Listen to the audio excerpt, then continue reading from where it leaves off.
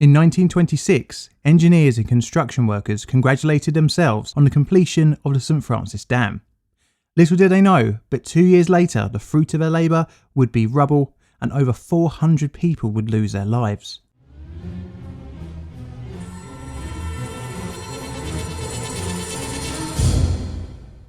Dam disasters are intriguing as the vast structures seem indestructible as they hold back mind-blowing quantities of water. However, as we have seen many times before on this channel, engineers can and have got it wrong and the results can be catastrophic. Today we're looking at the St Francis Dam and I'm going to rate it here 8 on the patented plainly difficult disaster scale. St Francis Dam was located in LA County, California, USA, which is around here on a map. Our story starts with eventual superstar engineer William Mulholland. Starting off from more humble roots, in 1878 he was hired by the Los Angeles City Water Company as a ditch tender. Proving to be a good employee, Mulholland raised through the ranks, eventually reaching superintendent. During his rise to power, Mulholland had become a self-taught engineer, studying in his free time. Being a bit of a future thinker, Mulholland envisioned an aqueduct to supply Los Angeles with water from 233 miles away in the Owens Valley, plenty to allow the city to grow. Taken on as chief engineer, he oversaw the project during his construction between 1908 and 1913. The successful completion of the project, which at the time was the largest of its type, brought fame to Mulholland's door. Although clearly brilliant, Mulholland had the ability to improvise on the spot, which is why the aqueduct was built in a relatively short period of time, but sometimes this would come at the cost of shortcuts. He also had an eye for saving money, which is good for budgets, but not good for redundancy in design. To save money, his own staff performed all their own engineering calculations, without any external review. Although frugal, and ultimately okay on the aqueduct, when it comes to dam design and construction, cut corners can cause, well, we'll find out later. By the 1920s, the demand for water in Los Angeles had outstripped Mulholland's aqueduct, reaching a population close to 1 million. Unfortunately, the rise in population ran in parallel with a drought in the region. You see, the area was subject to below normal rainfall, 2 out of every 3 years, as quoted by Mulholland himself, and as such, rainfall was very boom or bust, leading to the idea of creating a large reservoir to store up rain from the good years to help the city through the bad. Mulholland proposed an ambitious plan to increase the reservoir capacity around the city near his aqueduct's terminus. The project would involve modifying existing waterworks and constructing 7 entirely new dams, the largest of which would be the St Francis. The new dam would store 30,000 acre-feet of water, roughly the amount consumed by city residents in 1922. Surveys for the location for the new dam began in 1922, eventually the site was settled upon and initial clearing works began. Strangely, but understandably, the initial building works went on with little fanfare, but this was because Mulholland had been burnt before. During the aqueduct construction, sabotage cost the project money as disgruntled locals and landowners sought to cause trouble. By July 1st, 1924, preliminary clearing works had been completed and main construction works would begin around 6 weeks later. But first we need to look at the design of this shiny new to be built dam. The basic design was actually copied from the Mulholland Dam built a year before by, you guessed it, Mulholland, designed by Edgar A. Bailey. This would be the second dam constructed of concrete by the Los Angeles Department of Water and Power. Chief Engineer W. W. Holbert supervised the transfer of the design from the Mulholland location to the St Francis location. The main changes were adjustments to fit the new setting of the St Francis area. As such, Bill Mulholland didn't manage the project on a micro level like he had on other designs before. This was exacerbated by him being distracted by the concept of a Colorado River aqueduct. Before the designs of both dams, the engineering team studied a number of recent concrete dams such as the Arrow Rock Dam in Idaho and the Elephant Butte Dam in New Mexico. A storage capacity of 32,000 acre-feet and an elevation of 1,825 feet above sea level was envisioned in 1924 after initial survey work. The height of the dam was increased by 10 feet to allow a water capacity of 38,000 acre-feet in 1925. The increased size necessitated the construction of a 588-foot long dike along the top of the ridge next to the western abutment. This was not in the original design. As such, the foundations were not widened for the extra height. The design incorporated a curved plan laid out on a radius of 500 feet, with a distinctive series of 5-foot high vertical steps on the downstream face of the main dam. Each step was unique in its width and was a simple solution to building a complex curve. The dam didn't have a provision for groutable contraction joints, however. A concrete batch plant was built in the canyon of the dam, and local aggregate was incorporated with around 1 barrel of Portland cement per cubic yard of concrete. When the concrete was poured, little thought was given to contractions due to heat given off whilst curing. This, combined with the oversight for contraction joints, left the dam inflexible and potentially unstable. The reservoir that the dam would hold back began being filled in March 1926, with water diverted from the Owens River Aqueduct, and the completed dam was opened in May 1926. During reservoir filling, a number of small cracks and leaks were detected, but thought to be within expected tolerances.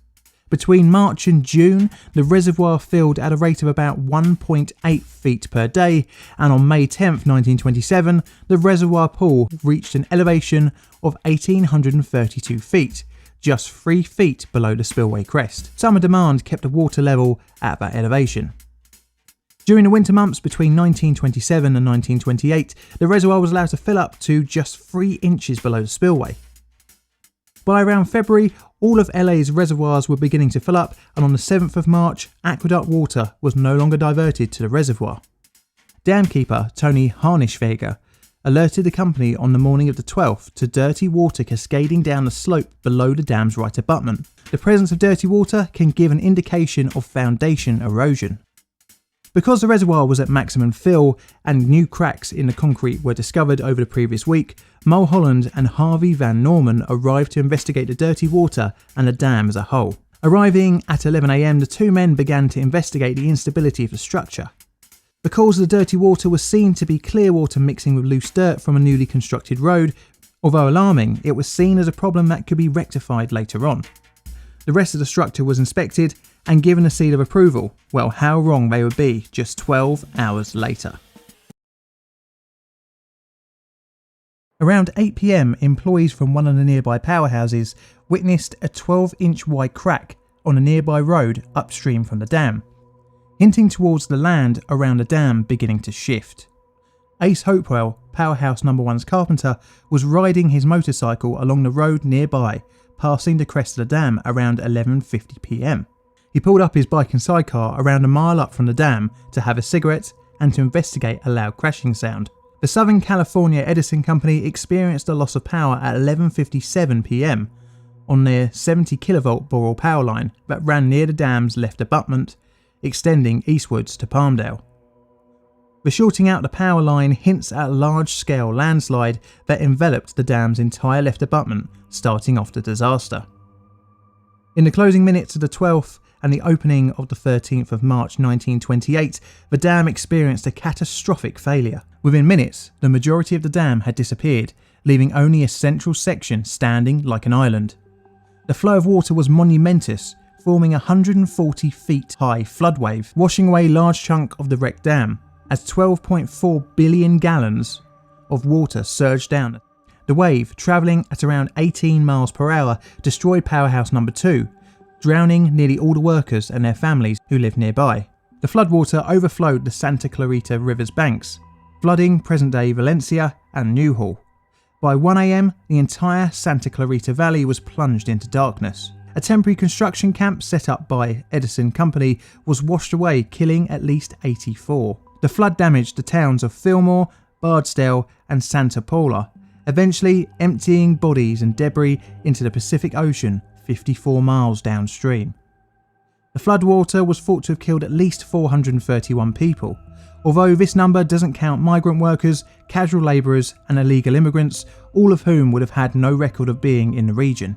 Many dead were never found or identified, including dam keeper Tony Harnischweger, although his wife's body was found near the dam, suggesting that a late night inspection was being undertaken, potentially due to the landslide sounds heard by Ace Hopewell. So how did such an impressive structure fail so catastrophically? There was, and there still is, differing theories on the failure. It is thought that the failure started with the left east abutment suffering a landslide. The left failed side was then swept in front of the dam, leaving debris as evidence of the likely side of first failure. A committee appointed by the Los Angeles City Council set about working on an official report into the failure. The key failure was placed at defective foundations, and the report essentially said the dam was well designed but poorly executed, with an error in judgment about the suitability of the area's geology as a stable foundation for the dam. The investigation, though, claimed it was the right western abutment that had failed first, owing to cracks discovered leading up to the disaster, but more modern analyses have speculated differently. Two alternate reports by Bailey Willis and Carl E. Grunsky support the left eastern side failure theory. They also focused into a phenomenon called hydrostatic uplift. This is where water seeps under a dam and causes an upward force on the dam, reducing its effective weight. Although known at the time, the phenomenon was not properly understood, and the St. Francis Dam didn't take this into account, meaning that hydrostatic uplift mixed with an unstable land from historic landslips caused the failure at St. Francis.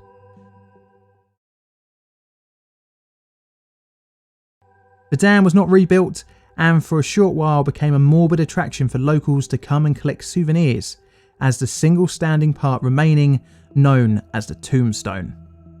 The site would be cleared and the tombstone demolished in mid-1929 to detract the strange tourism to the area.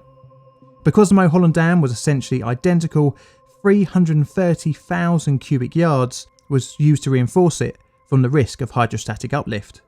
The Hollywood Reservoir that Mulholland holds up was not allowed to exceed 4,000 acre-feet of water.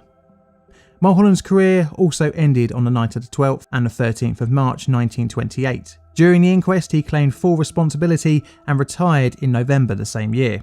No criminal charges were brought against the designers, with the inquest finding no evidence of criminal act or intent.